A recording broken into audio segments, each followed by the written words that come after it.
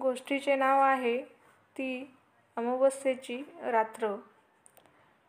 त्या रात्री पाऊस पडत होता. लावंगर गावावरून येऊन एसटी सातारा बस डेपोत उभी होती. परळी व त्या भागातील गावचे रहिवासी इतर प्रवाशांसोबत आपापल्या गावी जाणारी एसटी कधी लागेल याची वाट बघत होते. डेपो बाहेर पडणारा मुसळधार पाऊस बघून कोणीही आपली एसटी आल्याशिवाय बाहेर पडत नव्हते. डेपोच्या मैदानातून इतर एसट्या भरपूर वेगाने गोल फिरत कशा बाहेर पडतात ही ती लोकं पाहत होती. डेपोच्या मैदानात असलेल्या काळोखामुळे त्या एसट्या वेगात बाहेर जाताना फक्त ड्रायव्हरने एसटीची गाडी चालवताना चालू केली असेल तर आतले ड्रायव्हर व प्रवाशी व इतर पाठच्या रिकाम्या सीटा दिसायच्या. अन्यथा त्या एसटीतून कोण जात आहे काही कळत नव्हते.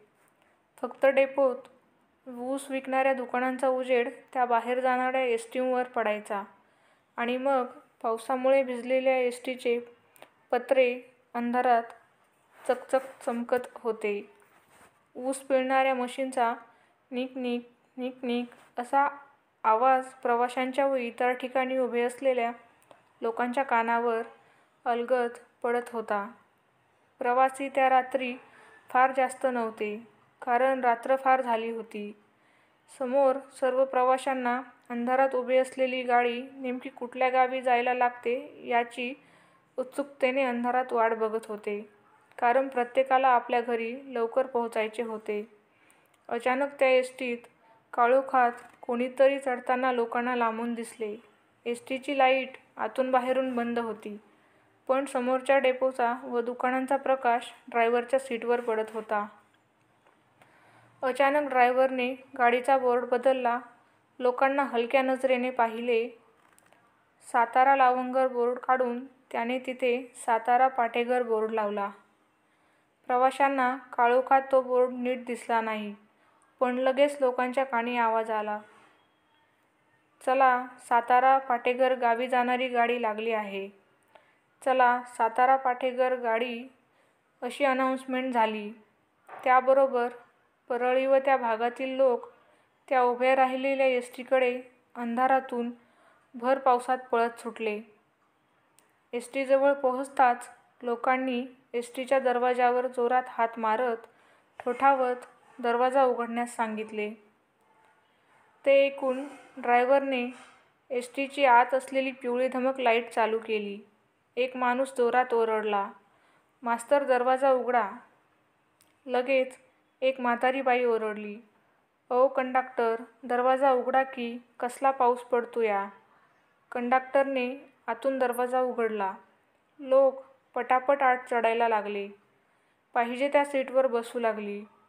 एसटी पकडण्याच्या नादात पावसात भिजत पळत आलेली लोक आत एसटीत येऊन बसताच अंगावरील पावसाचे पाणी पुसू लागले.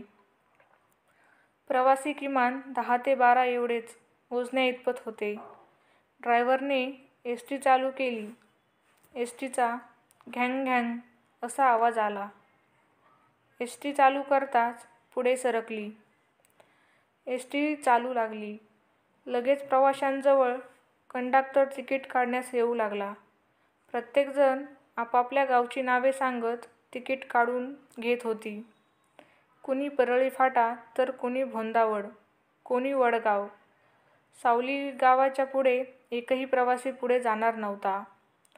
सर्व प्रवाशांची तिकीट काढताच मागून कंडक्टरने ड्रायव्हरला आवाज देऊन बोलला, "हा ड्रायव्हर बुवा, लाईट बंद करा आता. " असे बोलत तो एसटीच्या दरवाजाजवळ असलेल्या त्याच्या सीटवर येऊन बसला. लाईट बंद झाली. अंधारात कोणी झोपी गेले तर कुणी जागे राहत बाहेरचा काळोख चकाकणारी सातारची दुकाने पाहत होती. ड्रायव्हर गाडी चालवत होता. बाहेर धो-धो पाऊस अंधारात पडत होता. एसटीच्या बाहेरील समोरच्या हेडलाईटमुळे अंधारात पुढे चाललेल्या गाड्यांवर त्याचा प्रकाश पडत होता. पावसामुळे त्या मोटरसायकलची व टेम्पो एसटीच्या प्रकाशात रात्रीही चकाकत चमकत होते. गाडी त्या रात्री समर्थ मंदिराच्या पुढे आली. त्यापुढे नंतर बोगदा जवळ दिसू लागला. बोगद्याच्या आत एसटी शिरताच एसटीचा आवाज दुप्पट तिप्पट जोरात येऊ लागला. बोगद्यात आवाज नेहमी घुमत असतो. तिथे इतर वाहने जी उलटी परत साताऱ्यात जात होती त्यांचा आवाज देखील तसाच घुमत होता. बोगदा तसा फार लहान होता. बोगद्याबाहेर येताच एसटीने राईट टर्न घेतला व गाडी आपल्या मार्गाला लागली. एसटीचा ड्रायव्हर घाटातून काळोखात एसटीच्या हेडलाईट्सच्या प्रकाशात आपली गाडी नीट हाकत होता. जागे राहिलेले 1-2 जण घाटावरून डोंगराखाली असलेला सातारा पाहत होते. त्या खाली दिसणाऱ्या साताऱ्यात 1-2च घरांच्या बत्त्या त्यांना दिसत होत्या. बाकी सर्व ठिकाणी अंधारच अंधार, पाऊसच पाऊस होता. त्या दिवशी अमावास्या होती. अर्धा-पाऊण तासात गाडी परळी फाट्याजवळ येऊ लागली. तितक्यात जे तिथे उतरणार होते त्यांना कंडक्टरने "चला परळी फाटा आला, चला परळी परळी" असा आवाज देत जागे केले. तिथे उतरणारी मंडळी एसटीतून तिथे उतरणारी मंडळी पुढे चालत एसटीच्या दरवाजाजवळ आली. एसटी थांबवताच कंडक्टरने त्या दरवाजाचे लॉक काढत दरवाजा बाहेर ढकलला. लगेच भराभर 2 परळीची मंडळी खाली उतरून त्यांनी खालून एसटीचा दरवाजा परत आत ढकलला व लगेच कंडक्टरने लॉक लावले. बेल दिली. पुन्हा एसटी पुढच्या गावी अंधारात पळू लागली. अमावास्या होती. पण काम करताना कसली अमावास्या पौर्णिमा. काहीही असो, पण पोटासाठी, भाकर मिळवण्यासाठी काम करावेच लागते. या भ्रमात तो एसटी चालवणारा ड्रायव्हर एसटी चालवत होता. कंडक्टरही अंधारात बसून आपल्या खिडकीतून अंधारात खिडकीबाहेर पडणारा धो-धो पाऊस पाहत होता. रात्र झाल्यामुळे मध्ये मध्ये त्याला डुलकीही येत होती. ड्रायव्हरने एसटी चालवण्याअगोदर सातारा बस डेपोत एक दारूचा पॅक मारला की जेणेकरून गाडी चालवताना झोप येऊ नये. गाडी अंधारातून नीट आपल्या मार्गाने एक-एक गाव घेत पुढे चालली होती. अशी गावं घेत घेत एसटी खूप वेगाने वडगावात येऊन थांबली. तोच कंडक्टरने बेल दिली व बोलला, "कुणी आहे का उतरणार? वडगाव." तितक्यात आतील एकाच कुटुंबातील 4 जण एसटीच्या दरवाजाकडे चालत आले. ते एसटी पायरी उतरत आपली छत्री उघडून खाली उतरले. त्यांनी बाहेरून एसटीचे दार आत ढकलले. लगेच एसटी पुढे वेगात चालू लागली. त्यावेळी गावी कच्चा रस्ता होता. रस्त्याला खड्डे होते. कुठं मातीत पाण्याची साठलेली डबकी होती. ड्रायव्हर गाडी वेगात चालवत होता. गाडी चालवताना त्याने पलीकडे असलेल्या रस्त्यावर दिसणारी जामथडी पाहिली. ती जामथडी तो लांबून पलीकडे नजर जाईल तिथवर पाहत होता. मोठे पसरलेले जंगल तो पाहत होता. त्याला त्या रात्री ती पलीकडची जामथडी त्या अंधारात फारच अकराळ-विकराळ व भयानक भासत होती. त्याला ते पाहून थोडी भीती वाटू लागली. म्हणून त्याने तिथे पाहण्याचे बंद केले. मध्येच अंधारात मोठे मोठे मातीचे खड्डे ज्यात पावसाचे पाणी साठलेले होते त्यातून त्याला गाडी न्यावी लागत होती. अंधारातून त्याला एक मोठा वडा दिसत होता. पुढे रस्त्याचे नागमोडी वळणावरून ती गाडी चालली होती. इकडे अलीकडे त्याला अंधारात एक देऊळ दिसले. पण अंधार असल्यामुळे ते देऊळ नेमके कुठल्या ग्रामवासींचे हे त्याला कळले नाही. पुढे त्याने गाडी लेफ्ट टर्नला वळवली. अंधारात त्याने एक बोर्ड पाहिला ज्यावर सावली असे लिहिले होते. अर्थात सावली गाव आले. तितक्यात पाठण एकानं आवाज दिला, "हा मास्तर, गाडी थांबवा. मी एकलाच राहिलोय आता इथं उतरणारा." तितक्यात कंडक्टरने बेल दिली. तो इमान आपले जड सामान खाली नेत उतरला. तो उतरल्याबरोबर कंडक्टरने आतून दरवाजा लावला व परत बेल दिली. मग त्याने आतील एसटीची लाईट लावून पाठी बघितले तर सर्व सीटा त्याला खाली दिसल्या. आता पुढे कोणीच प्रवासी उतरणार नव्हते व आता इतक्या रात्री सहजासहजी या वेळेला कोणी चढणारही नाही या भरोश्यावर तो सीटवर बसला. लगेच ड्रायव्हरने पिवळी धमक लाईट चालवताना बंद केली. मग त्या एसटी वेगात कुरुळगाव पार करत पुढे चालू लागली. गाडीने उतरंडी घेत त्या जंगलाच्या आत गेलेल्या रस्त्यावरून चालू लागली. ते जंगलच जामथडी होती, जे ड्रायव्हरने सावली गाव येण्याअगोदर अलीकडून पलीकडे पाहिली होती. जामथडीचा वड्याच्या वरील पुलावरून गाडी पुढे घेत चालू लागली. गाडीने लगेच राईट व लगेच लेफ्ट वळण घेत रस्त्याचा उतार घेत खाली आली. आता गाडी जामथडीतून सरळ रस्त्याने चालत होती. सरळ रस्ता लागल्यामुळे एसटीच्या हेडलाईटचा प्रकाश त्या अंधारात रस्त्यावर पडला. संपूर्ण रस्ता पावसाने ओला झाल्यामुळे अंधारातही चमकू लागला. त्या हेडलाईटच्या प्रकाशात त्या जंगलात दूरपर्यंत कोणीच दिसत नव्हते. मध्येच अचानक कंडक्टरने बेल वाजवली, पण तेव्हा गाडी कोणत्याही गावाजवळही आली नव्हती. ड्रायव्हरने ब्रेक दाबत थांबवत म्हणला, "काय झालं राव, बेल का वाजविली? " त्यावर कंडक्टर म्हणाला की कुणीतरी बायमाणूस हाय चढणार, आणि कंडक्टरने खिडकीतून बाहेर काळोखात नजर टाकली तर एक बाई काळोखात बाहेर एसटीच्या दरवाजाजवळ उभी असलेली त्याला दिसली. त्याने पटकन आतून एसटीचा दरवाजा बाहेर उघडला. एसटीची लाईट त्याने अगोदरच बंद केली होती. ती बाई त्या काळोखातच कशीबशी वर चढली. लाईट बंद असल्यामुळे त्या बाईचा चेहरा त्याला दिसला नाही.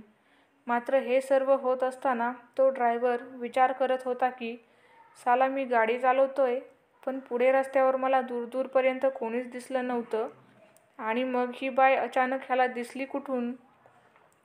तो लगेच गाडीचा ब्रेकवरचा पाय सोडत गाडी चालवू लागला. त्या बाईने त्याला कुठल्या गावाला जायचे हेही बोलली नाही, आणि रात्र असल्याकारणाने कंडक्टरने तिला तिकिटाचे विचारलेही नाही. पुढे गाडी परत आपल्या मार्गाला लागली. गाडी खुडेघर ओलांडताना पुढे येताच पुलावर ड्रायव्हरला एक म्हातारी बाई दिसली. त्या बाईने एसटीला हात दाखवला. या कारणाने त्याने गाडीला ब्रेक दिला. त्याबरोबर कंडक्टर जागा झाला व त्याने "काय र, काय झालं? " असे म्हणत दार बाहेर ढकलले. तोच एक म्हातारी बाई पायरी चढत वर येऊन एसटीत पहिल्या सीटवर बसली. लगेच गाडी पुढे चालू लागली. गाडीला पुढे नागमोडी वळणे लागली. ती वळणे घेत घेत गाडी चालत होती. बाहेर काळोख. त्या रात्री पाऊस काही थांबायचे नावच घेत नव्हता. गाडी काही वेळाने पुढे रोहोटच्या बस स्टँडजवळ येत होती. ड्रायव्हरने लांबूनच तिथे कोणीही नसल्याचे पाहिले होते, म्हणून त्याने गाडी तिथेही थांबवणे योग्य वाटले नाही. रोहोटची टाकीजवळील कुत्री एसटीचा आवाज येताच रात्रीची एसटी पाठून पाठलाग करत पळत आली व नंतर लगेच परत मागे फिरली. कंडक्टरची बाहेरील रात्रीच्या वाहणाऱ्या थंडगार हवेने चांगली झोप लागली होती, पण ड्रायव्हरच्या मनात जामथडीतल्या अचानक चढलेल्या बाईच्या घटनेने भयान घटनेचे विचारांचे काहूर माजले होते. ड्रायव्हर मध्ये मध्ये एसटीतल्या त्याच्या समोर बसलेल्या काचेतल्या आरशातून पाठीमागे बघत होता. त्याला त्या काचेतून पाठच्या सीटा नीट दिसत नव्हते.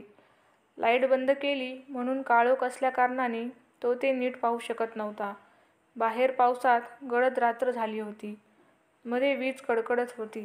तेव्हा काळोखात त्या अचानक कडाडणाऱ्या विजेच्या प्रकाशात त्याला ती म्हातारी आजी पुढेच, अर्थात त्याच्या मागील प्रवाशाच्या सीटवर बसल्यामुळे त्या विजेच्या प्रकाशात अचानक दिसतही होती. पण नजर पाठीमागे टाकली तर आणखी एक बाई जी पहिली चढली होती त्याला काचेतून पाठीमागे पाहिल्यावर कुठे दिसत नव्हती. त्यावेळी कच्चा रस्ता असल्याकारणाने मध्ये साठलेल्या मातीच्या खड्यांचे फटके दगडांच्या फटक्याने एसटीला हादरे आणत होते. असे करत ड्रायव्हरने एसटी भानसेवाडी पार करत पुढे नेली. त्या अंधारात एसटीच्या हेडलाईटमुळे कच्च्या रस्त्यावरील असणाऱ्या जंगलाचे, गडद रात्रीच्या काळ्या पसरलेल्या जंगलाचे भयान दर्शन त्याला होत होते. बाहेरील थंड वाहणारी हवा त्याला थंडी वाजवत होती. तेवढ्यात पाठून एका चढलेल्या बाईने जोरात "ए" अशी किंकाळी मारत भयान आवाज दिला व गाडी थांबवायला सांगितली. तोच ड्रायव्हर एसटीत आतील समोरील आरशात पाहतो तर फार पाठच्या सीटवर बसलेली बाई जोरात पाठीमागून पळत येताना त्याने आरशात पाहिली.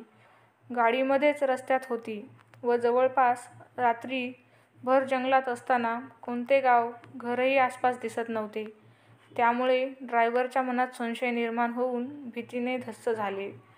तो घाबरला व त्याच भीतीमुळे त्याचा एक पाय कधी ब्रेकवर पडला हे त्याला कळले नाही व त्यामुळे गाडी अचानक थांबली. त्या बाईने पळत घाईत दरवाजा उघडून बाहेर उतरली व पाठीमागे परत उलट्या रस्त्याने अंधारात पळत गेली. ड्रायव्हरने घाबरून जेव्हा जोरात ब्रेक मारला तेव्हा कंडक्टर जागा होऊन एसटीत आपल्या पाठीमागून पुढे पळत आलेल्या बाईच्या पायाकडे नजर गेली. पण तोही काही कारणाने इतका घाबरला की त्याचा आवाजच फुटला नाही. ड्रायव्हर तर अक्षरशः एवढ्या पावसात, वाजणाऱ्या थंडीतही घामाघूम झाला होता. कारण हीच ती बाई होती जी अचानक जामथडीत आली होती व कंडक्टरला दिसली होती व तशीच ती अचानकपणे भानेवाडीच्या पुढे मध्येच जंगलातील रस्त्यात उतरली होती. ड्रायव्हरला ती बाई उतरल्यावर थोडा आराम वाटला होता. एसटी अजूनही तिथेच उभी होती. त्या घटनेने त्याचा घसा कोरडा पडला. ड्रायव्हरने समोरील मोठमोठ्या एसटीच्या काचाखालील ठेवलेल्या कप्प्यातील पाण्याची बाटली उघडून घटाघटा पिली व बाहेर रस्त्यावरील जंगलात नजर टाकली. अंधारात बाहेर थंडी होती. रातकिडे आवाज करत होते. संकट टळले या विचारात तो होता. घाम पुसत होता. ब्रेकवरचा पाय काढला व एसटी चालू झाली. मात्र अचानक जागा झालेला त्या उतरलेल्या बाईला पाहून कंडक्टरला काय माहीत पण भयंकर दचकला. कंडक्टरला काय माहीत पण त्याच्या मनात आता धडधड होऊ लागले होते. त्याला गरम झाले म्हणून हवा येण्यासाठी त्याने सीटवरील खिडकी उघडली. पण बाहेर नजर टाकण्याची त्याची हिंमत होत नव्हती. एसटी ज्यावेळी चालत एका फाट्याच्या जवळ आली होती पण पाटेघर थोडेसे दूर राहिले होते. पाटेघर गाव व त्याचा एसटी डेपो दूर दूर होते व गाडी थेट पाटेघर गावात जाऊन आत मुक्काम करणार होती. मात्र ती तिथे गावात नीट पोहोचली नव्हती. तोच आत राहिलेल्या म्हाताऱ्या बाईने जोरात, "हा मास्तर, गाडी थांबवा, गाडी थांबवा" अशी ओरडली. तोच कंडक्टर म्हणाला, "अहो बाई, गाडी नीट गावात तरी जाऊ द्या की". पण त्या बाईने केलेल्या हट्टापायी कंडक्टरने गाडी थांबवण्यासाठी सांगितली. भर रात्री एसटीमध्येच त्या एका फाट्याजवळ थांबवली. ती बाई अंधारात उतरू लागली. बाहेर येताच आत बसलेल्या कंडक्टरने बाहेर त्या उतरलेल्या म्हातारी बाईला आवाज दिला, "ओ मावशी, इथं का उतरलात? तुम्ही पाटेघर गावच्या ना?" ती बाई हसत बोलली, "होय". ड्रायव्हर त्याचे संभाषण ऐकत होता. मग त्यावर कंडक्टर म्हातारीला बोलला, "आणि मग बाई आजी, रात्रीचं या काळोख्यात इथं का उतरलाय?" तोच ती बाई बोलली, "अहो, आम्ही गावच्या वेशीपुढं जात नाही काय?" कंडक्टरला ते बोलणे समजले नाही. म्हणून तो कंडक्टर बोलला, "काय, असं का सांगताय?" तेव्हा त्या बाईने उत्तर देत म्हटले, "हाडळ किती बी मोठी असली तरी गावच्या वेशीच्या पुढं जाती का?" कंडक्टर ते ऐकून तिथेच हार्ट अटॅकने मेला व ते सर्व संभाषण ऐकून घाबरून ड्रायव्हरचा तोल गेला व तो सीटवरून खाली आदळला व रात्री चालत असलेली ती एसटी ड्रायव्हरचा तोल गेल्याने जोरात जाऊन रस्त्याच्या बाजूला असणाऱ्या झाडाला धडकली व वरील फाट्याजवळील रस्त्यावरून खाली कोसळत खाली अलवडीस गेलेल्या रस्त्यावर आडवीच पडली. एसटीच्या गाडीच्या आपटलेल्या रात्रीच्या भयंकर आवाजाने जवळ असलेली पाटेघर गावची लोक मशाली पेटवीत तर कुणी बट्ट्या घेत रात्री धावत पळत फाट्याजवळ आली. तेव्हा त्याला खाली आपटून आडवी झालेली गाडी दिसली. मग कोणीतरी वर चढून एसटीच्या काचा तोडून आत गेले व त्या दोघांना बाहेर काढले. पहिले त्यांना दोघेही बेशुद्ध असतील असे वाटले. मात्र दोघांच्या हाताच्या नाड्या पाहताच ड्रायव्हर बेशुद्ध अवस्थेत तर कंडक्टर मृत अवस्थेत मरण पावलेला आढळला. त्यांनी दोघांनाही उचलून गावात आणले. त्यांच्यासोबत काय घडले असेल हे उचलून नेताना पाटेघर ग्रामवासियांना माहीत नव्हते. ड्रायव्हरला मंदिराबाजूच्या एका घरात ठेवले तर कंडक्टरची बॉडी तिथेच जवळ असलेल्या शाळेबाहेर पांढऱ्या कपनात बांधून ठेवण्यात आली. सकाळी ॲम्ब्युलन्समध्ये कंडक्टरची बॉडी पाठवली गेली. ड्रायव्हरला जेव्हा जाग आली तेव्हा त्याने रडत ती सर्व घटना सांगितली. ते ऐकून पाटेघर ग्रामवासी देखील हादरले. गोष्ट आवडली असेल तर आपल्या साहित्यसार या यूट्यूब चॅनलला सबस्क्राईब करा आणि बेल आयकॉन दाबण्यास विसरू नका, ज्यामुळे तुम्हाला अशाच नवनवीन गोष्टी ऐकण्यास मिळतील. धन्यवाद.